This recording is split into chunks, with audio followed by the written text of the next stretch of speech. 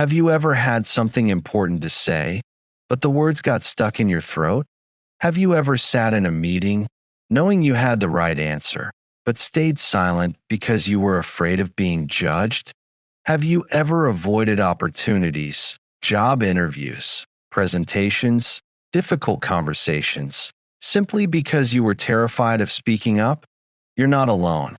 Fear of speaking is one of the most common fears in the world. Studies show that public speaking ranks higher than death on many people's fear lists. Think about that. People would rather die than speak in front of others. But here's what most people don't realize. The fear of speaking isn't really about speaking. It's about judgment. It's about rejection. It's about the fear that you're not good enough, that people will see through you, that you'll be exposed as a fraud. And that fear is stealing your voice. It's keeping you small. It's preventing you from sharing your ideas, building your career, forming deep relationships, and living fully. But here's the truth. Speaking without fear isn't about eliminating fear. It's about speaking despite fear. It's about finding your voice and using it, even when your hands shake and your heart pounds.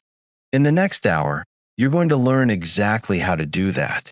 We'll start by understanding where the fear comes from and why it has such power over you. Then you'll learn how to reframe your relationship with fear so it becomes fuel instead of a barrier. Next, I'll teach you practical techniques to calm your nerves and speak with confidence in any situation. After that, you'll discover how to structure your thoughts so your message lands with clarity and impact. And finally, you'll learn how to practice in ways that actually build confidence instead of reinforcing fear. This isn't about becoming a perfect speaker. This isn't about never feeling nervous again. This is about finding your authentic voice and having the courage to use it. Because your voice matters. Your ideas matter. The world needs to hear what you have to say. So take a deep breath. Get ready. For the next hour, you're going to learn how to speak without fear. Let's begin.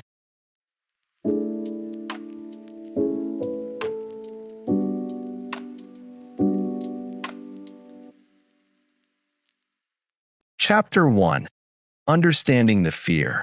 Let's start by getting clear on what we're actually dealing with. What is the fear of speaking? At its core, it's the fear of social judgment.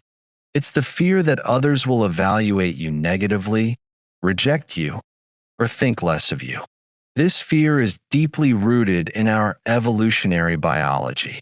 For our ancestors, being rejected from the tribe meant death. You couldn't survive alone. So our brains evolved to be extremely sensitive to social threats.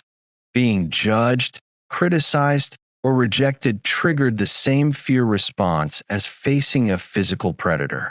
Your brain can't tell the difference between a lion attacking you and a room full of people staring at you.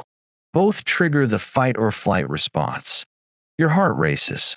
Your palms sweat. Your throat tightens. Your mind goes blank.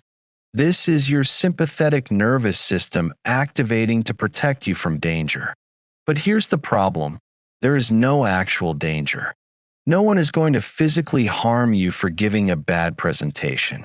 But your primitive brain doesn't know that. It just knows social threat, activate fear response, keep you safe. Understanding this is crucial because it means your fear is not a personal failing. It's not weakness. It's biology. Your brain is trying to protect you. The fear is real, but the danger is not. Now let me break down the specific fears that show up when you need to speak. Fear number 1, I'll forget what I want to say. You're terrified your mind will go blank. You'll stand there, silent, looking foolish. Everyone will see you fail. Fear number 2, I'll be judged as incompetent. People will think you don't know what you're talking about. They'll see you as stupid, unprepared, or unqualified. Fear number 3, I'll be rejected or criticized. People will disagree with you, challenge you, or worse, ignore you completely. Your ideas won't matter. Fear number 4, I'll look nervous and weak. Your shaking hands, cracking voice, and red face will betray your fear. Everyone will see you're scared, and they'll think less of you for it. Fear number 5, I'll be exposed as a fraud. This is imposter syndrome. You fear that people will realize you don't belong, that you're not as smart or capable as they thought. These fears are all variations of the same core fear. I'm not enough, and everyone's about to find out. This is the root of speaking anxiety. It's not about the words. It's about your worth. Now, here's an important distinction: anxiety versus fear. Fear is a response to a real, immediate threat. Anxiety is a response to a perceived future threat. When you're afraid of speaking, you're usually anxious about what might happen, not what is happening. Your mind creates disaster scenarios. What if I mess up? What if they laugh? What if I lose my job? These are imagined futures, not present realities. But your body responds as if they're real. This is why anxiety can be so overwhelming. You're living through a catastrophe that hasn't happened and probably never will. Understanding this gives you power. You can question your anxious thoughts. Is this real danger or imagined? What's the actual worst-case scenario? And even if it happens, can I handle it?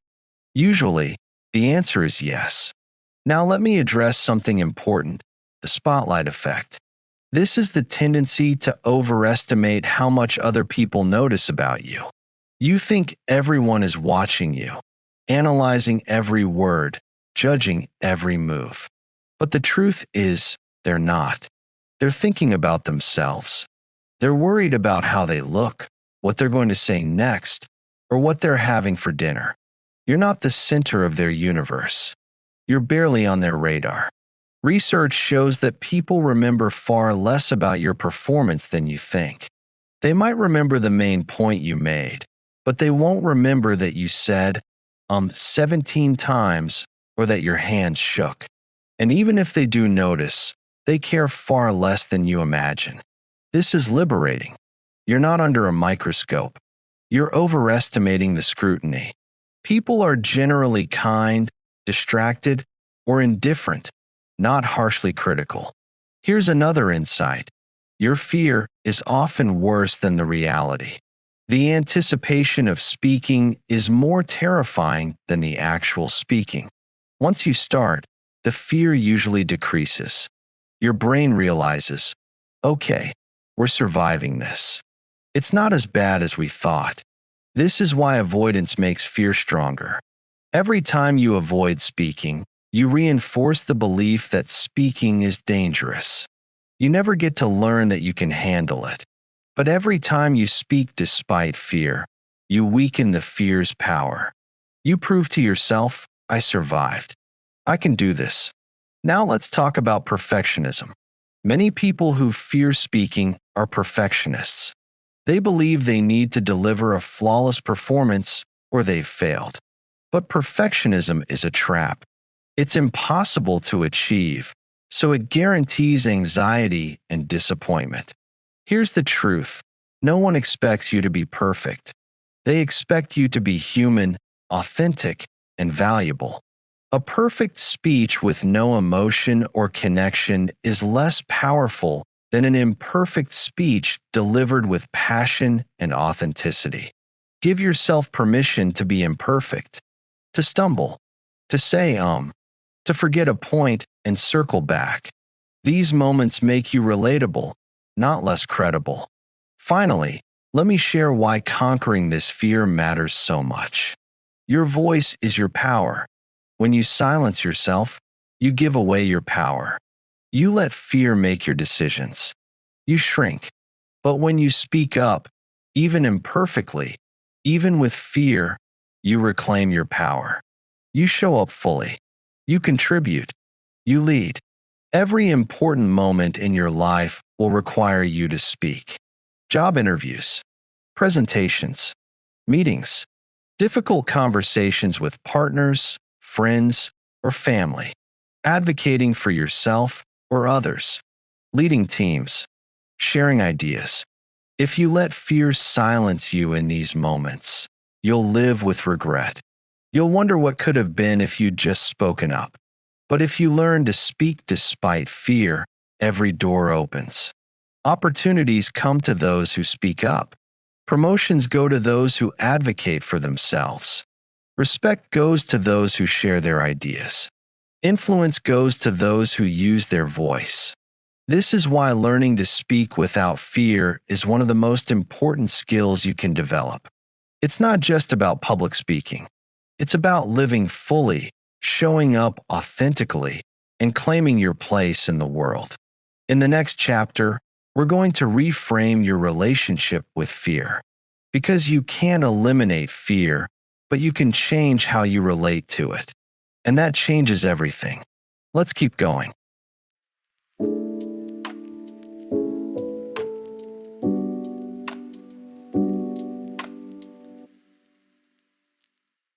Chapter 2. Reframing Fear. Now that you understand where the fear comes from, let's talk about how to change your relationship with it. Most people try to eliminate fear. They think, if I could just not be afraid, then I could speak confidently. But that's backwards. You don't eliminate fear and then speak. You speak, and then the fear diminishes. The goal is not to be fearless. The goal is to be courageous. And courage is not the absence of fear. It's action in the presence of fear. Let me give you a powerful reframe. Fear is not your enemy. Fear is information. It's your body saying, this matters to you. If you didn't care about the outcome, you wouldn't be afraid. The fact that you're nervous about a presentation means you care about doing well. That's good. Use it. When you feel fear before speaking, instead of thinking, I'm so scared, I can't do this, reframe it. I'm feeling energy because this matters to me. My body is preparing me to perform. See the difference? Same physical sensation, completely different interpretation. One disempowers you, the other empowers you. This is called cognitive reappraisal, and it's backed by science. Studies show that when people reinterpret anxiety as excitement, they perform better. Why? Because anxiety and excitement have similar physical sensations: increased heart rate, adrenaline, heightened alertness. The difference is the story you tell yourself about those sensations. So next time your heart pounds before you speak, don't think, I'm panicking. Think, I'm energized. My body is getting ready. This is fuel. Here's another powerful reframe. Shift from what if I fail to what if I succeed. Your brain loves to catastrophize. It imagines all the ways things could go wrong, but it's equally capable of imagining things going right. What if you give a great presentation and people are impressed? What if you speak up in the meeting and your idea is implemented? What if you have the difficult conversation and the relationship improves? What if your voice changes something important? Give your brain better scenarios to focus on. This isn't delusional optimism. It's balanced thinking. If you're going to imagine futures that haven't happened, imagine good ones, not just bad ones. Now let's talk about acceptance. This is a game changer. Most people resist their fear. They tense up against it. They try to push it away. But what you resist persists. The more you fight fear, the stronger it gets. Instead, try acceptance. I'm feeling afraid right now. That's okay. Fear is allowed. I can feel fear and still speak. This is counterintuitive, but it works. When you stop fighting the fear, it loses power. You're not feeding it with resistance. You're making space for it. You're saying, you can be here, fear, and I'm going to speak anyway. This is a principle from acceptance and commitment therapy. You don't have to like your feelings. You don't have to want them. You just acknowledge them and move forward anyway. Here's a mantra that helps. I feel fear, and I speak anyway. Not, I don't feel fear. Not, I shouldn't feel fear. Just, I feel fear, and I do it anyway. That's power. Let's talk about another reframe, from self-focus to other focus. Most speaking anxiety comes from self-focused attention. You're thinking about yourself. How do I look? What do they think of me? Am I messing up? This amplifies anxiety. But when you shift focus to your audience and your message, anxiety decreases. Instead of how am I doing? Ask, are they understanding? Is this helpful? How can I serve them? Your job isn't to be impressive. Your job is to deliver value, to communicate clearly, to help your audience understand or feel something. When you focus on serving others instead of impressing them, the pressure drops. You're not performing for judgment. You're contributing value. This shift is subtle but transformative. Next, let's reframe mistakes. Most people fear making mistakes while speaking, but mistakes are inevitable. You'll stumble over words. You'll lose your train of thought. You'll mispronounce something. So what? Mistakes don't ruin speeches. How you handle mistakes determines their impact. If you panic, apologize profusely, and dwell on it, the audience focuses on the mistake. If you acknowledge it briefly or just keep going, the audience barely notices. Here's a secret. The audience wants you to succeed. They're not hoping you fail. They're rooting for you. When you make a mistake, they feel empathy, not judgment. They've been there. So reframe mistakes from catastrophes to humanizing moments. They make you relatable. They show you're real, not a robot reading a script. Give yourself permission to be imperfect. It's liberating. Now let's talk about exposure, the most powerful tool for reducing fear. Exposure means repeatedly doing the thing you fear in a safe way until your brain learns it's not actually dangerous. Every time you speak despite fear and survive, you're teaching your brain, speaking is safe. You rewire the neural pathways. This is why avoidance makes fear worse and exposure makes it better. But here's the key. Exposure needs to be gradual. Don't go from never speaking to giving a keynote to 500 people. That's too big a jump. Your brain will panic. Instead, use graduated exposure. Start with low-stakes situations. Speak up in a small meeting. Ask a question in a group. Give a toast at a family dinner. Each time you do it, the fear decreases a little. You build evidence. I can do this. Then gradually increase the difficulty. Bigger audiences. Higher stakes. More challenging topics. Over time, your comfort zone expands. What used to terrify you becomes manageable. This is how you build confidence, through repeated exposure, not through waiting to feel ready. You'll never feel completely ready. You build readiness through action. Here's another reframe. From I have to speak to I get to speak. Language matters. Have to feels like a burden. Get to feels like an opportunity. You get to share your ideas. You get to contribute. You get to be heard. Many people in the world don't have a voice. They're silenced by oppression, poverty, or lack of access. You have a voice. That's a privilege. Use it. Finally, let's reframe your identity. Many people say, I'm not a good speaker, or I'm shy, or I'm an introvert, so I can't speak well. These identity statements are limiting. They make fear part of who you are instead of something you experience. Reframe it. I'm someone who's learning to speak with confidence. I'm building my speaking skills. I experience nervousness, and I'm working on managing it. See the difference? You're not defined by your fear. You're defined by your willingness to grow despite it. Your identity is not fixed. You're not a shy person. You're a person who sometimes feels shy and is learning to act confidently anyway. That's a growth identity. That's empowering. In the next chapter, we're going to get very practical. I'm going to teach you specific techniques to calm your nerves and speak with confidence in the moment. These are tools you can use immediately. Let's keep building.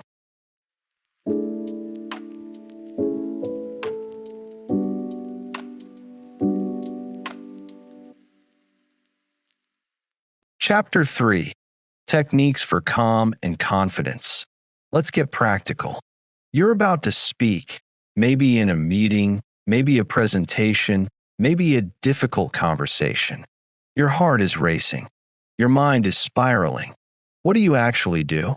Here are proven techniques to calm your nervous system and access confident speaking. Technique 1: Breathe strategically. This is the most powerful immediate tool you have. When you're anxious, your breathing becomes shallow and rapid. This sends a signal to your brain: danger, panic. But you can interrupt this cycle with intentional breathing. Try box breathing. Inhale for 4 counts. Hold for 4 counts. Exhale for 4 counts. Hold for 4 counts. Repeat for 2 minutes. This activates your parasympathetic nervous system, your calm, rest and digest system. It literally tells your body, we're safe. No need to panic. You can do this right before you speak, or even during pauses while you speak. Another powerful technique is the physiological sigh. Inhale deeply through your nose. Then, without exhaling, take a second quick inhale to fill your lungs completely. Then exhale slowly through your mouth. This quickly reduces stress and calms your nervous system. Research shows it's one of the fastest ways to reduce anxiety in real time. Technique 2: Ground yourself in your body. Anxiety pulls you into your head. You're lost in worried thoughts about the future. Grounding brings you back to the present moment, where you're actually safe. Try the 5-4-3-2-1 technique. Name 5 things you can see, 4 things you can touch, 3 things you can hear, 2 things you can smell, 1 thing you can taste. This anchors you in the present moment through your senses. Your brain can't be in full panic mode and fully present at the same time.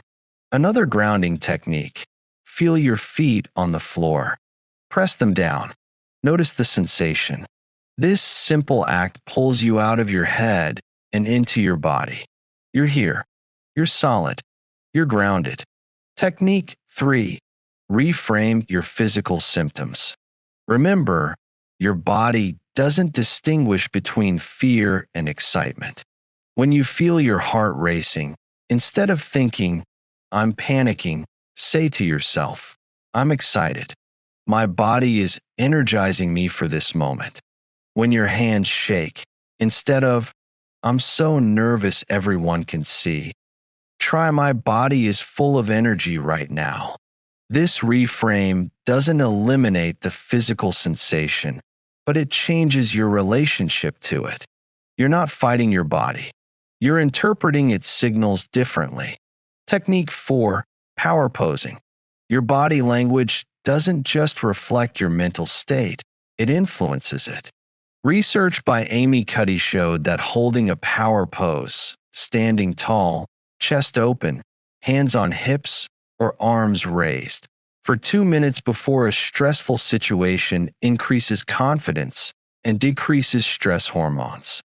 Before you speak, find a private space. Stand in a power pose. Take up space. Breathe deeply. Your body is sending a message to your brain: I'm confident. I'm powerful. Even if you don't feel it yet, your body can lead your mind. Technique 5: Visualization. Your brain responds to vivid imagination almost as strongly as it responds to reality. Athletes use this all the time. Before you speak, close your eyes and visualize yourself speaking confidently. See yourself standing or sitting with good posture. Hear your voice clear and strong. See the audience engaged and receptive. Feel the confidence in your body. Walk through the entire experience in your mind successfully. This mental rehearsal primes your brain for success. You're creating a neural pathway for confident speaking. Technique 6. Anchor yourself to past success. Think of a time you felt confident. Maybe not speaking, maybe a time you succeeded at something else. Sports, work, a personal achievement. Recall that moment vividly. How did your body feel? How did you hold yourself? What was your inner dialogue? Now, bring that feeling into the present. You felt confidence before. You can access it again. Some people create a physical anchor, touching their thumb and finger together while recalling a confident moment. Then, before speaking, they use that same gesture to trigger the confident state. Technique 7. Warm up your voice. Just like athletes warm up their bodies, speakers should warm up their voices. Before you speak, find a private space and do vocal exercises. Hum. Do lip trills. Speak tongue twisters. Recite your opening lines out loud. This serves two purposes. It literally warms up your vocal cords so your voice is clearer and stronger. And it gives you something to focus on besides your anxiety. Technique 8. Focus on your opening. The first minute of speaking is usually the hardest.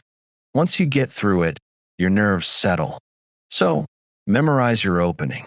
Not the whole speech, just the first few sentences. Know exactly how you'll start. When you begin speaking and those first sentences come out smoothly, your confidence builds. You're like, okay, I can do this. The momentum carries you forward. Technique 9. Make eye contact strategically.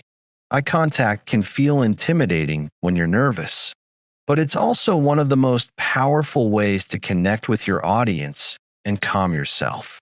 Here's the trick. Don't try to make eye contact with everyone at once. That's overwhelming. Instead, find one friendly face. Speak to them for a moment. Then find another, and another. You're not addressing a mass of people. You're having individual micro-conversations. This makes speaking feel less daunting.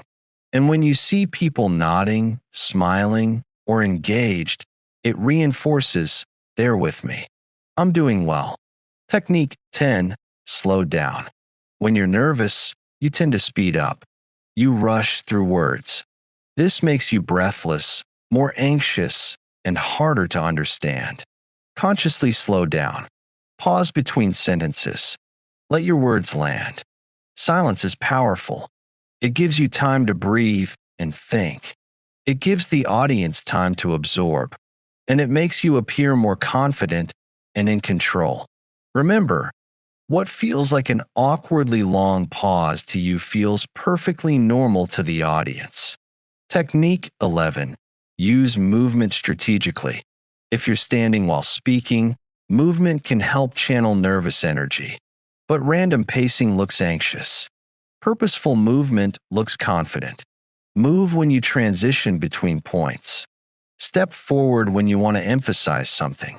Use hand gestures that match your words. This gives your body something to do with the nervous energy, and it makes your delivery more engaging. Technique 12. Reframe the audience. Your anxious mind imagines the audience as hostile judges waiting for you to fail. That's not reality. Reframe them as allies. They want you to succeed. They're interested in your message. They're on your side. If you're speaking to colleagues, remember, they're not your enemies. They're people you work with. If you're speaking to strangers, remember, they're humans who have also felt nervous before. They have empathy. They're not hoping you fail. They're hoping to gain something valuable from your words. This mindset shift changes your energy. You're not defending yourself against attack. You're sharing value with allies.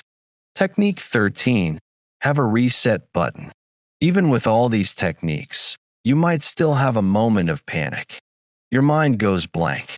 You lose your place. You feel overwhelmed. Have a reset strategy. It could be as simple as, Pause, take a breath, smile, and say, "Let me gather my thoughts for a moment." Or take a sip of water, or glance at your notes. These small actions give you a few seconds to reset, and the audience doesn't judge you for it. They see a thoughtful pause, not panic.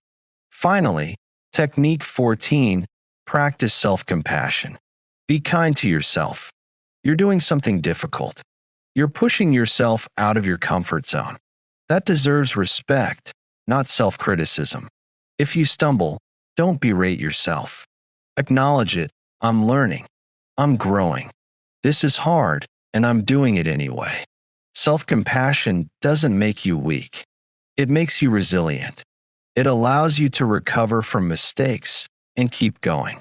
These techniques work, but they only work if you practice them. Don't wait until the high-pressure moment to try them for the first time. Practice breathing exercises daily. Practice power posing before meetings. Practice visualization before low-stakes conversations. Build these skills when the stakes are low, so they're available when the stakes are high. In the next chapter, we're going to talk about structure, how to organize your thoughts so your message lands with clarity and impact. Because confidence without clarity is just noise. Let's keep building.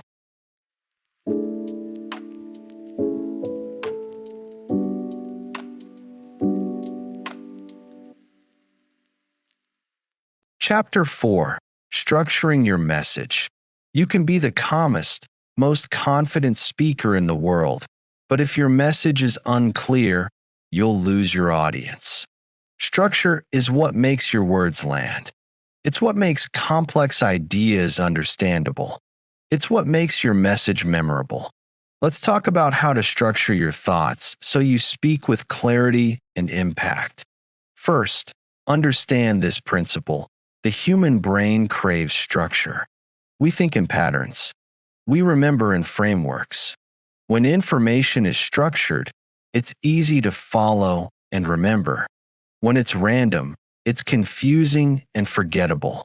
This is why some speakers are captivating and others are boring, even when talking about the same topic. It's not just what you say, it's how you structure it. Here's the simplest structure that works for almost any speaking situation: opening, body, closing. That's it. 3 parts. Let's break down each one. The opening. Your first job is to capture attention. You have about 30 seconds before people decide whether to listen or tune out. Don't start with, hi, I'm going to talk about. That's weak. Start strong. You can open with a question. What would you do if you knew you couldn't fail? You can open with a surprising fact.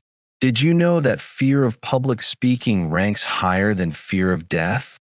You can open with a story. 5 years ago, I couldn't speak in front of 10 people without having a panic attack. You can open with a bold statement. Everything you think you know about confidence is wrong. The key is to grab attention immediately. Then, briefly tell them what you're going to talk about and why it matters to them. This is your roadmap. Today, I'm going to share 3 strategies that will help you speak confidently in any situation. By the end, you'll have practical tools you can use immediately. Now they know where you're going and why they should care. The body. This is where you deliver your main content. The key is organization. Don't just dump information randomly. Use a clear framework. Here are some effective frameworks. The rule of 3. Humans love 3s. 3 points are easy to remember. Not 5, not 7. 3. There are 3 keys to confident speaking: preparation, mindset, and practice. Then you elaborate on each one. Problem solution. Present a problem, then offer your solution. Many people fear speaking because they think they need to be perfect. The solution is to reframe perfection as connection.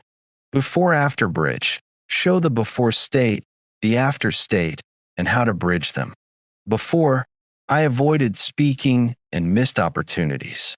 After, I learned to speak confidently and my career transformed. The bridge was these 5 techniques. Chronological. Tell a story from beginning to end. First this happened, then this, then this. This is especially powerful for personal stories or case studies. Compare and contrast. Show 2 different approaches or ideas. Some people think confidence comes from talent. Others know it comes from practice. Here's the difference. Choose one framework and stick to it. Don't mix frameworks or your audience will get confused. And within your framework, transition clearly between points. Use signposts. First, second, third, or now that we've covered X, let's move to Y. These transitions help your audience follow along. The closing. This is where you drive your message home. Don't just trail off with "so, yeah, that's it." End strong. Summarize your main points. So remember, the 3 keys are preparation, mindset, and practice. Then, give a call to action. What do you want your audience to do with this information? Starting today, practice these techniques. Speak up in your next meeting. Choose courage over comfort. Finally, leave them with something memorable. A powerful quote. A final story. A thought-provoking question. End in a way that resonates. Now, let's talk about specifics. How to structure different types of speaking. For a presentation, use slides to reinforce structure, not replace it. Each slide should have one main idea. Your verbal explanation expands on that idea. Don't read your slides. Your audience can read. Use slides as visual anchors for your points.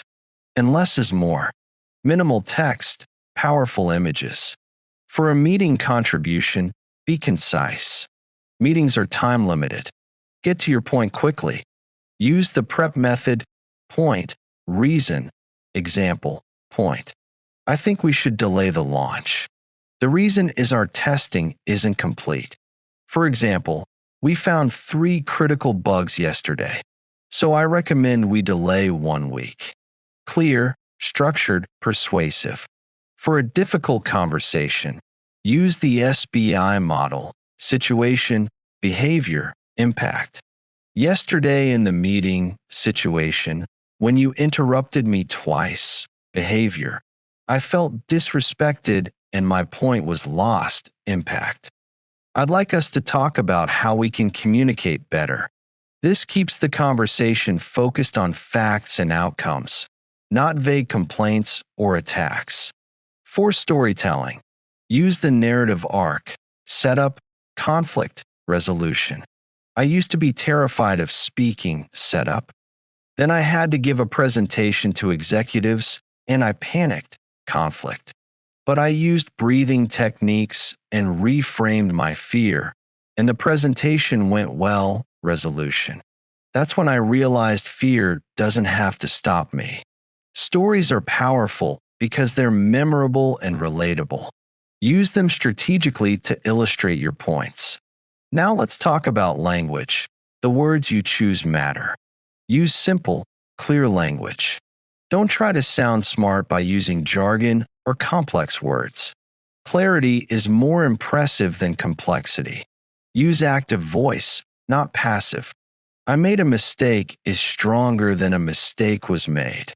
Use concrete examples, not just abstract concepts. Don't just say communication is important. Say, when you clearly communicate your expectations, your team knows exactly what to do, which increases productivity by 30%. Use you language to make it relevant to your audience. You can use this technique today is more engaging than this technique can be used. Avoid filler words. Like, basically. These undermine your credibility. They make you sound unsure. Instead, use pauses. Silence is powerful. When you feel the urge to say, just pause. Breathe. Continue. It feels awkward to you, but it sounds confident to the audience. Now, let's address something crucial: adapting to your audience. A presentation to executives is structured differently than a presentation to your team. Executives want the bottom line first. Start with your conclusion, then give supporting data if they ask. Your team might want more context and detail. Know your audience. What do they care about? What's their level of knowledge on this topic? What outcome do you want? Tailor your structure and language accordingly. Here's another key point: repetition aids retention. Don't just say your main point once. Say it in your opening. Say it in your body. Say it in your closing. The classic advice is true. Tell them what you're going to tell them. Tell them. Tell them what you told them. Repetition isn't boring if you vary how you say it. Each time you reinforce the point differently. Finally, practice your structure out loud. Don't just think through your talking points. Actually speak them. Record yourself. Listen back. Is your structure clear? Do your transitions flow? Are you repeating yourself unnecessarily or losing the thread? Practicing out loud reveals gaps and awkward phrasing that you don't notice when thinking silently. Adjust accordingly. Structure gives you confidence. When you know where you're going, you're less likely to panic. When you have a framework, you can stay on track even if your mind blanks for a moment. You just return to your structure. In the next chapter, we're going to talk about practice, how to build your speaking skills in ways that actually work. Because practice doesn't make perfect. Practice makes permanent. You need to practice the right way. Let's finish strong.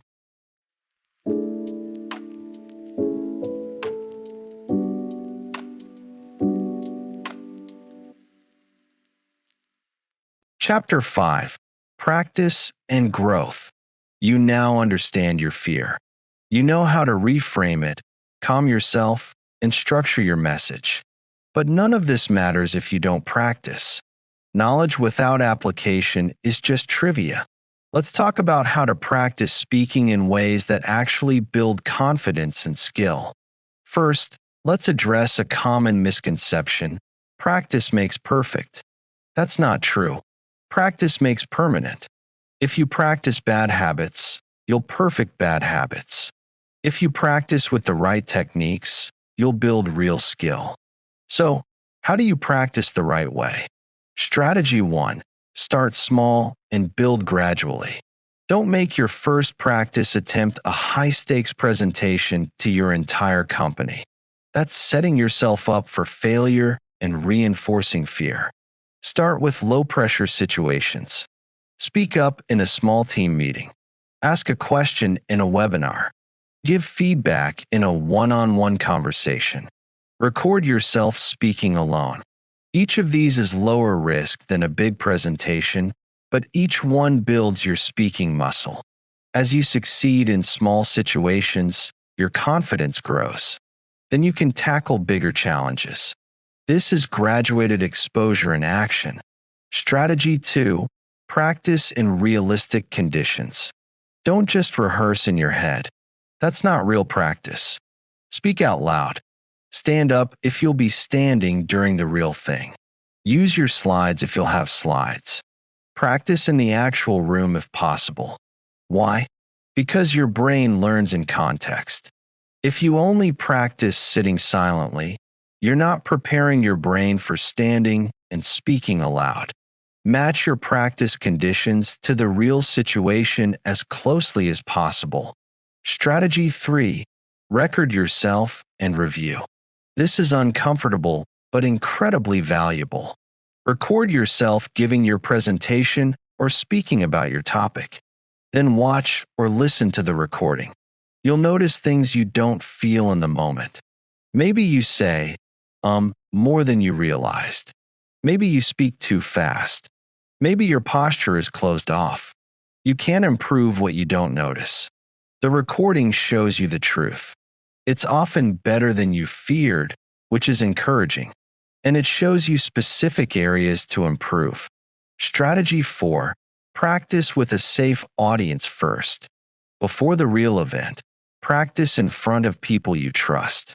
A friend, a partner, a mentor. Ask for constructive feedback.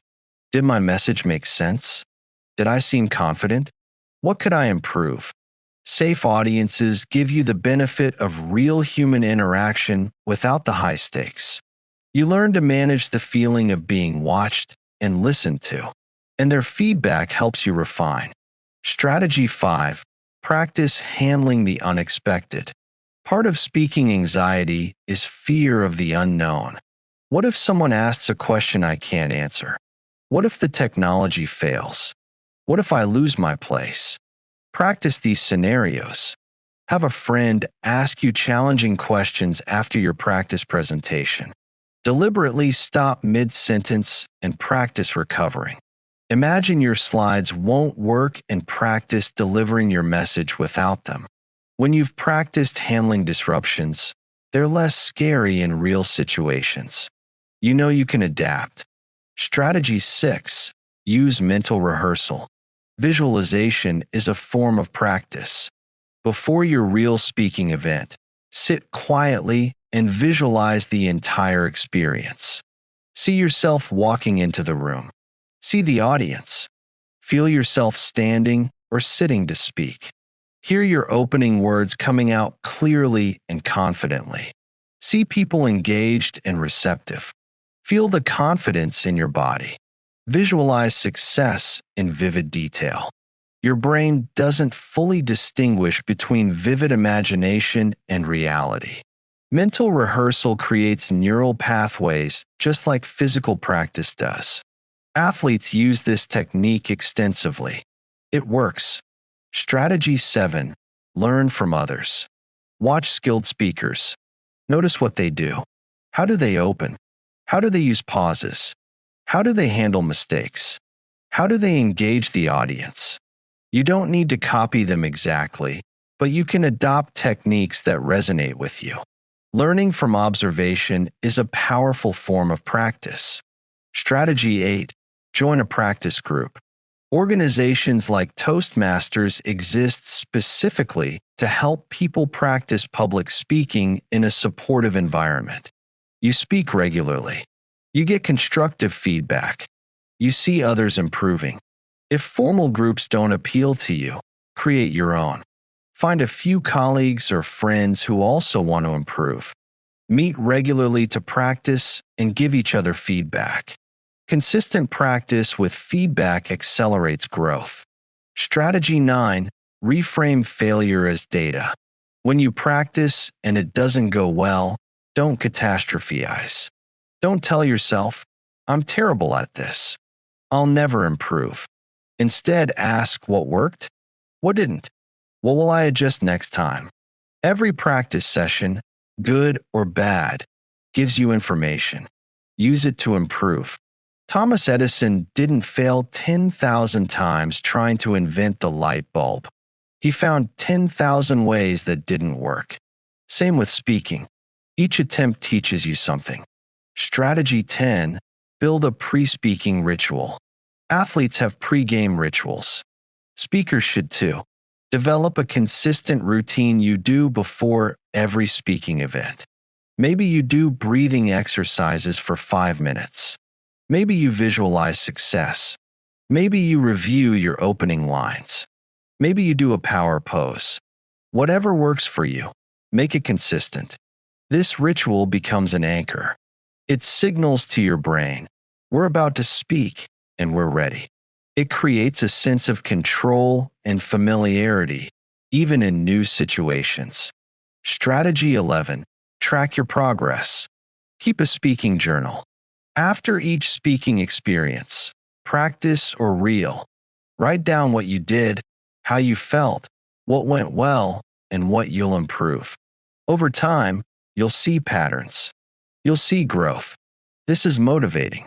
When you're nervous before a big presentation, you can look back and see, I've done this before. I've improved. I can do this again. Tracking makes progress visible. Strategy 12. Challenge yourself regularly. Don't just practice the same type of speaking over and over. Variety builds skill. If you always speak in small meetings, challenge yourself to speak in a larger setting. If you always prepare extensively, try speaking more spontaneously. If you always speak on familiar topics, try explaining something new. Each new challenge stretches your comfort zone. Discomfort is where growth happens. Strategy 13. Get professional help if needed. If your fear is severe or you're not making progress on your own, consider working with a coach or therapist.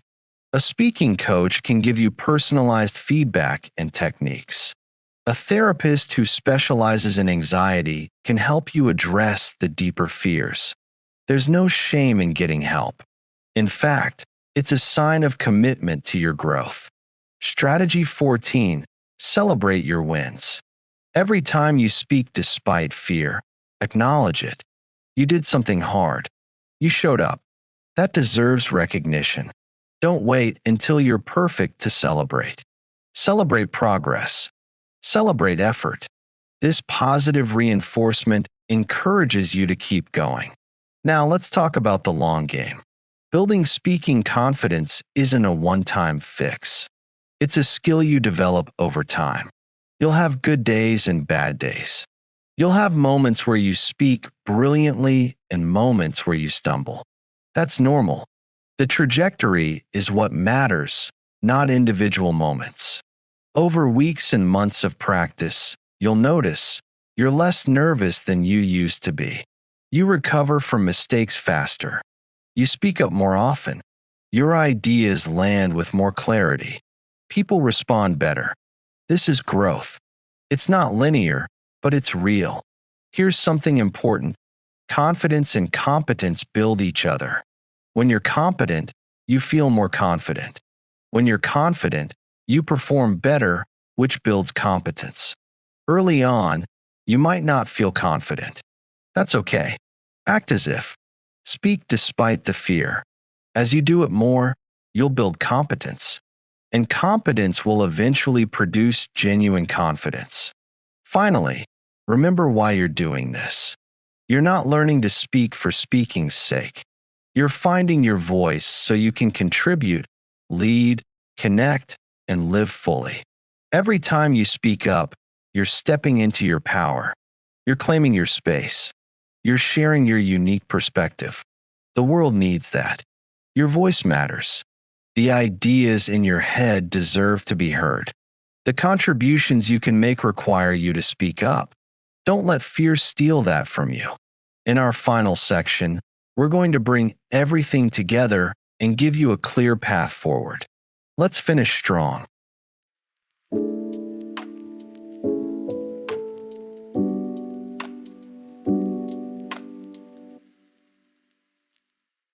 We've covered a lot in the last hour, so let's bring it all together. You started by understanding your fear. You learned that fear of speaking is really fear of judgment, rooted in evolutionary biology. Your brain treats social threat like physical danger, but the danger isn't real. You learned about the specific fears, forgetting what to say, being judged, looking weak, being exposed as a fraud. And you learn that these fears are all variations of "I'm not enough." You also learned about the spotlight effect. You're not under as much scrutiny as you think. And you learned that anticipation is worse than reality. Avoidance strengthens fear, and exposure weakens it. Then you learned to reframe your relationship with fear. Fear is not your enemy. It's information. It's energy.